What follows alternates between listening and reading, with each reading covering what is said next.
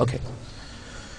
Bismillah ar-Rahman ar-Rahim. Alhamdulillahi Rabbil Alameen. Wal aqibatu lil muttaqeen. Wa la udwana illa ala adh-dhalimin. Wa ashhadu an la ilaha illallah ilahul awwalin wal akhirin. Wa ashhadu anna Muhammadan abduhu wa rasuluhu alayhi afdalus salatu wa tammat taslim. My respected brothers and sisters in Islam, Rasulullah sallallahu alayhi wa sallam once saw a procession of people passing by as a grave, as the body of one of the people were being taken towards a grave. And at that point, Rasulullah sallallahu alayhi wa sallam, this authentic hadith in Bukhari, he said, "Imma mustarihin aw mustarahan minhu." He said what? Let me repeat that again. "Imma mustarihin aw mustarahan minhu." What does that mean? Mustarihin meaning that it is perhaps someone who will rest, or mustarahan minhu, or someone who people will rest from him. So it is either someone who is now going from this life that was a prison for him, and he was a believer, and now he will go to his rest, true rest. So he's going to rest, so he's the mustarihin, or mustarahan minhu, or it is someone who has caused so much evil and mischief on this earth, and so much sins and transgression that people will now, and creation and the heavens and the earth will now rest from his mischief. And he is going back to what Allah subhanahu wa ta'ala has prepared for him. And truly, once, and at another time as well, another procession was going past Rasulullah sallallahu alaihi wasallam, again in Bukhari again. And so people started saying bad things about that person. And at that point, when they were saying bad things, Rasulullah sallallahu alaihi wasallam said, "Wajabat," it has become compulsory. And another procession passed by, and the Rasulullah and the people started saying good things about the man. And at that point, Rasulullah sallallahu alaihi wasallam said, "Wajabat," again, meaning it has become compulsory. So the people said, "Ya Rasulullah, the first procession passed, you said wajabat. Second procession, you also said wajabat. What do you mean by it has become compulsory?" So Rasulullah sallallahu alaihi wasallam explained, and he said, the first procession passed by, and you said bad things about the person. So Jahannam has become obligatory on him. He must enter and will enter, surely enter Jahannam. And the second procession passed by, and you said good things about him, so it has become obligatory, meaning Jannah has become obligatory for him. So how will you pass by? How will you pass away? And what will people say after you? Will they say good things about you, how much good you did, or will they say about how much bad you did? Rectify your affairs with people, because truly if they speak bad about you, Jahannam will be obligatory for you. And if they say good things about you, truly Jannah will become obligatory for you. So rectify your affairs before your grave. My friends, the first night in the grave is truly the most important night that we will ever have to have. Why? Because truly this is our hereafter. Because you might be thinking, okay, hereafter we're waiting for the blowing of the horn. Once a group of people came to Rasulullah sallallahu alaihi wasallam, as in the authentic hadith in Muslim, and said, "Ya Rasulullah, mata as-sa'a?" Ya Rasulullah, when is the hour? At that point, Rasulullah sallallahu alaihi wasallam said, "The youngest amongst you will not grow old except that your hereafter will have started already." The youngest amongst you will not grow old except that your hereafter, meaning you would have passed away by then. So your hereafter, as far as you're concerned, don't have to wait for the last hour. Your hereafter will have started already. Because your hereafter is with your death. Do not await the blowing of the horn, it's with your death. As soon as you die, your hereafter will have started already. And once the Prophet ﷺ, as in an authentic hadith again in Bukhari, and this is all reported in the Kitab al-Janaiz of al-Bukhari, the chapter of funeral processions and prayers. In that chapter, Rasulullah ﷺ, he came out of his hut, and he was crying so much that his eyes had become red. And he came to the people, and he said, "Lawla Allah tadafanu." Were it be that you would never bury your dead, la da'awtu Allah liyusmi'akum min adhab al-qabr alladhi asma'. I would have asked Allah to let you hear of the punishment of the grave from what I hear. On that day, as Fathul Bari Ibn Hajar rahimahullah mentions, Ibn Hajar rahimahullah mentions in this verse, he's saying that on that day, people will be punished so much so that Rasulullah could hear they scream so much that he could not sleep all that night. And he was crying all that night. And as a result, he came out and this is what he said. Ya salam. It is for this reason why a lot of the animals, for example, are the ones who can hear the screams of the people who are being punished. And yet we humans do not hear that scream. In another authentic hadith in Musnad Imam Ahmed, Rasulullah sallallahu alaihi wasallam, he was passing by a grave and he was on his horse. And as he was passing by the grave, the horse started to jump up and down and started to throw Rasulullah sallallahu alaihi wasallam off its back. And at that point, Rasulullah understood and knew that grave was one of the people that he knew. And he started to cry, and at that point he told his companion, said, Ya ikhwani, oh my friends, لِمِثْلِ هَذَا فَأَعِدُّ. For the example of this, prepare yourself. For the example of this, prepare yourself. Do not be in a delusion, people will be punished in the graves. Do not be in a delusion, people can be punished and they will be punished. And we find numerous authentic ahadith of Rasulullah pointing to that. In fact, in the Quran itself is an indication that people will be punished in the grave. As we find in Surah Ghafir, in verse number 45 to 46, Rasulullah sallallahu alayhi wa sallam, Allah subhanahu wa ta'ala says in that Quran, وَحَاقَ بِآلِ فِرْعَوْنَ سُوءَ الْعَذَابِ. And indeed, the terrible punishment has already started for the people of Pharaoh, meaning the army of Pharaoh, the family of Pharaoh that disbelieved along with Pharaoh, with Pharaoh. النَّارُ يُعْرَضُونَ عَلَيْهَا غُدُوًّا وَعَشِيًّا. Verily the fire is being lit upon them in the morning and at night. وَيَوْمَ الْقِيَامَةِ. And on the day of judgment, أَدْخِلُوا آلَ فِرْعَوْنَ أَشَدَّ الْعَذَابِ. Allah will order the angels, enter the people of Pharaoh into the terrible torment. What is being talked about here? What is the fire that was being referred to before the adhab of the Jahannam on the day of judgment? Obviously it must be the adhab of the barzakh, punishment of the grave. But they never died in the grave. Where did they die?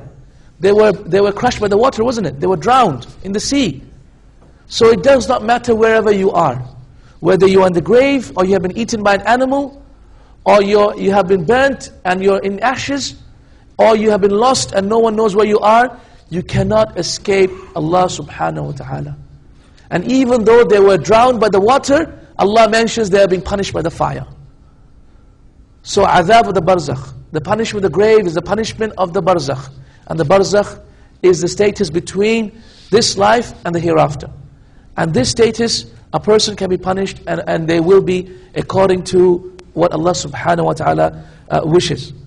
In the grave, my friends, sometimes we think that, okay, inshallah, we're not going to have so much fitna. But look at the description of the people, of the angels that will come to us and ask us questions in the grave. The hadith in Sunan Tirmidhi mentioned that the two angels that will come, first of all, the hadith that mentions that their names are Munkar and Nakir are not authentic. The hadith that mentions the names of Munkar and Nakir are not authentic. So the names are not Munkar and Nakir. Also, Munkar is a filthy name. It means evil. And Nakir also means something that you stay away from and it's repulsive. So the ulama mentioned that in reality, angels are not repulsive and they don't have evil names. And as a result, in reality, the names are not authentic. However, the two angels that will come, that is definitely true.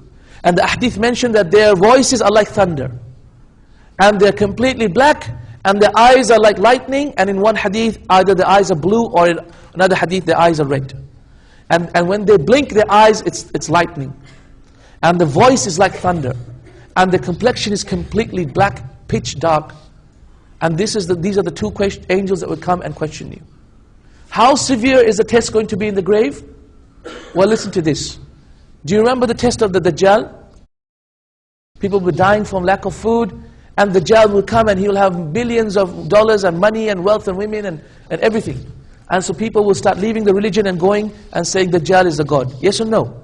Tremendous fitna, yes? Well, listen to this hadith in Bukhari that Rasulullah sallallahu alayhi wa sallam said. He said, "Uhiya ilayya, it has just been revealed to me now, أنكم تفتنون في قبوركم, that you will be tested in your graves. مثل أو قريب من فتنة المسيح الدجال. Like example or similar to the fitna of the test of the Masih al-Dajjal, of the Dajjal.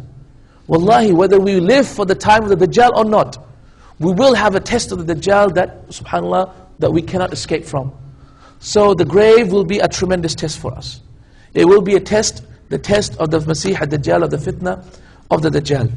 My friends, compare your bed in your grave to your bed in your first day that you got married, in the night of your marriage. And in this time, in a couple of weeks back, I had the privilege of being in London when I was doing a filming for Islam Channel for this series. I was doing a series in the graveyards of the Muslims, and I was in the only Muslim graveyard in Europe. It's completely Muslim graveyard only, and it's called the Gardens of Peace. And in that graveyard, I went there, mashallah, it was a very beautiful place, and I had the privilege of actually going into one of the graves. It was a freshly cut grave and it was still wet, and I went into it and I was filming from there and I was giving this talk from that grave. And wallahi, it was an amazing feeling. I could hear all the bustles and sounds outside, but as soon as I went into the grave, I could hear nothing. And I said, you know what, let this be a reminder for me. So I asked people, say, can you please cover the grave up? Even though obviously I was inside, I said, I just want to see how it feels. So please put the covering on top of the grave. So they put the covering on top of the grave. Wallahi, I had the most amazing experience. And I urge you to go to the graveyard so that you can remind yourself of the hereafter. You're building a house that is 2 stories. Wallahi, the grave is not even 2 meters.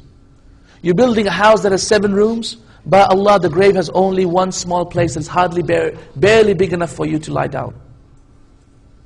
And you're building a bed that is so beautiful, you buy your furniture that is so expensive, Italian furniture, but by Allah, the bed of the earth is, wallahi, it is wet, it is murky, it is eerie, and it is completely black, pitch black. Completely pitch black. And this is your abode for Allah knows how long. Look at the people who passed away before us. 1,000 years they're in their graves. Thousands of years they're still in their graves. Pass by them and think about it. Sometimes I used to pass by and say, subhanAllah, this man, he passed away in the year 1800 something. So subhanAllah, two centuries already, he's been in that grave. And he built a house in this world to live here for 30, 40 years, and in that grave he's in such a situation. My friends, truly, the grave is the first manabir al-akhirah, is the first status of the hereafter. It is for this reason why Uthman radiallahu anhu used to cry when he used to think about the grave, and they used to say, why are you crying? Because truly, qabr is the first status, the first dwelling place from the placing of the hereafter. If your place in the qabr is good, then wallahi, what comes after that will be good. And if your place in the qabr is bad, what comes after it will be bad. Why? Because in the qabr you will have an evil man with you, or you'll have a good man with you. An evil man, a man all in black, is an authentic hadith in Bukhari, he is your evil deeds. Or a man completely in white, who will be your companion in your grave, and that is your good deeds. You will also have a window in your grave that is towards your feet. And the window will be either a window from Jahannam or a window from Jannah. And so you'll be able to smell Jannah and you'll be able to see the gardens that Allah has put for you in Jannah, or you'll be able to see the Jahannam and what is awaiting you in your grave. Also, as a hadith mentioned, that the evil deeds will come in the form of scorpions and snakes. As in the hadith in Ibn Hibban. They mentioned that the evil deeds will come in the form of scorpions and snakes and keep on biting the person throughout until the Day of Judgment. Also we find in the hadith of Rasulullah punishments which are amazing. And I'm going to quote to you a hadith which perhaps you might have heard of, but you might never have thought that this was about the grave. Once Rasulullah, he was asleep, and this is an authentic hadith in Bukhari. He was asleep, and he said, "Ja'ani Jibril wa Mikail fi manami." Jibril alayhi salatu wasalam and Mikail alayhi salatu wasalam came to me in my dream, and he said, "Intaliq." So let's move. Come with us. We're going to take you somewhere. So the first thing that they took him to was a man who was on the ground. And an angel had put his feet on the neck of the man and pinned him down like this. And then he had a big machete, and he had a big fork. And with that he was ripping the side of his face until the whole face would come apart and blood would flow. And then he would start with the other side, and once he started with the other side, that face was being formed again. And the person was trying to get away, and the angel was pinning him down. So Rasulullah said, "Ya salam, Ya Allah, have mercy. Who is this person?" So the companions said, so the companions of Rasulullah, meaning the angel, said, "Move on." Then they went to the next person. Who was the next person? He was in an ocean of blood, and he was drinking the blood, and he was vomiting, and he was drowning in his own thing. And every time he tried to get out of it, an angel would throw a big boulder, and he would push him all the way to the middle of the ocean.